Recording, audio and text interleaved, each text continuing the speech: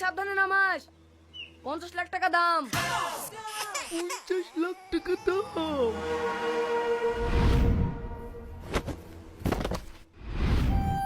সামান্য একটা জিনিস চুরি করার লেগে 3 মাস ধরে পুলিশের তাড়াতাড়ি নিয়ে বেড়াচ্ছে। এখন যদি 50 লাখ টাকা রোবট নষ্ট করে কথা জানতে পারে, তাহলে আমার কি অবস্থা হবে? এই সাবধানে সাবধানে। ব্যাস ব্যাস ব্যাস, আর লড়াইস নি, এখানে থো। এই দেখেন ভাবি, আপনাদের রোবট।